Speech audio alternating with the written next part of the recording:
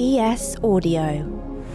Hello, I'm David Marsland, and this is the Evening Standard's Tech and Science Daily. Coming up, the origins of the Black Death revealed. But first, 25 million iPhone users in the UK could be in line for compensation, with legal action being taken against Apple over battery throttling. Consumer champion Jason Guttman's bringing the case to the Competition Appeals Tribunal. He says the company misled customers over a 2017 update that slowed down some older devices. Apple says the power management tool was meant to protect battery life, but they're being accused of hiding performance issues instead of recalling products or repairing them.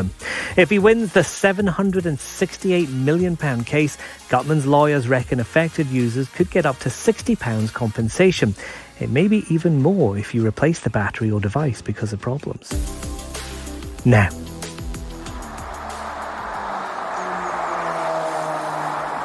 imagine working in an environment as loud as a motorway non-stop every day for months.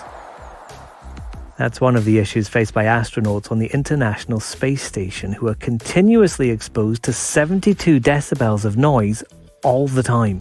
It's one of the factors thought to be causing mental health issues like sleep problems, anxiety and depression, but those problems aren't entirely understood. There is some research going on here and there, but it's not systematized. No, I'm more interested in how can you make it systemic, not just anecdotal, like, yes, we have the cupola, we have a decompressed zone and so on, but there must be something more that we can do systemically to enable positivity in space. Patrick Stacey from Loughborough University starting a research project to help out.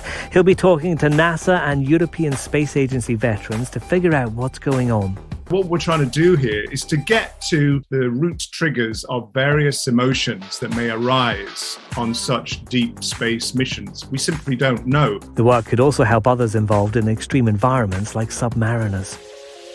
Next.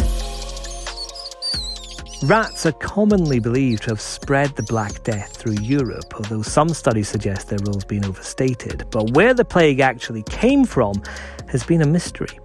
Now those scientists in Scotland and Germany think they found the source in a 14th century cemetery in Kyrgyzstan.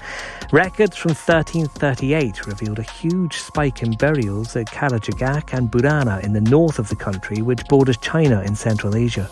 DNA analysis of the teeth from skeletons there found 3 carried the bacteria linked to the disease, which killed around 25 million people in the 1340s, a third of the world's population at the time. A skeleton with a weapon embedded in its spine is among discoveries made in a giant Anglo-Saxon gravesite that's being hailed as a huge advance in archaeology. The victim's remains were among 138 graves discovered during work on the HS2 line in Buckinghamshire. Knives, spearheads, brooches and toiletries, including earwax removers, have also been found on the site, which is being compared in significance to the Sutton Hoo ship burial discovery in 1938. Elon Musk could be in for a stormy time later as he meets staff at Twitter for the first time since announcing his bid to buy the company. He's doing a Q&A at a virtual all-hands summit with workers, although questions had to be submitted in advance. Despite offering $44 billion for Twitter, he's been highly critical of it and its workers, this week saying it's biased against half the country after a US account sharing right-wing memes claimed nothing had been done about the death threats it received. How many animals can you name in 60 seconds? The answer might reveal if you have a brain tumour.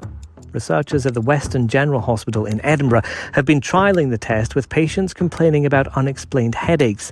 They found those with the disease had significantly lower scores than those without it, speeding up diagnosis. They're calling it the Noah's Ark test. Let's go to the ads now. Stay there for more news from the world of tech and science, plus how Netflix's algorithms could be used to track cancer. Whilst you're here, why not give us a rate and follow? Welcome back. The science behind Netflix viewing habits could soon be used to guide doctors in managing cancer. Researchers at University College London have built an AI algorithm inspired by the streamer's recommendation system, but tracking changes in DNA. Using the data, they identified 21 common faults that occur when the disease starts and grows. It's hoped doctors will be able to look at a patient's fully sequenced tumour and match its key features against the blueprint for genomic faults, offering a more personalised cancer treatment. Britain's most dangerous plant has struck again, just as the sun comes out for summer and people head for the country's gardens and woods. An alert's been sounded as a 4-year-old girl in Bolton recovers from huge blisters on her hands after touching giant hogweed. That's an invasive plant with a toxic sap that Lee Hunt from the Royal Horticultural Society says is particularly harmful on hot days. The sap has to be broken from the plant and got onto your skin for a start. So the sap itself doesn't necessarily immediately cause burns, but it's a photo reaction, so it's with sunlight, and the combination of sap and sunlight causes the blisters. The tall white plant is illegal to grow in the UK. The RHS says if you think it's in your garden, you should kick it over with Wellington boots, wear gloves, and attack it with a fork. And finally, you can't take us anywhere. 18 months after landing on Mars, Perseverance has been caught leaving litter on the red planet. The little robot had to fess up after a shining piece of silver-like material was spotted on a rock there. It was identified as coming from its own thermal blanket, which detached on descent. But it's turned into a fun science experiment because the scrap was photographed 2 kilometers from the landing site. NASA's now trying to figure out if Martian winds carried it there, a bit like an empty bag of crisps in the park. That's you up to date. Come back at 4 p.m. for the Leader podcast from the Evening Standard here in London. We'll be back tomorrow at 1 p.m. See you then.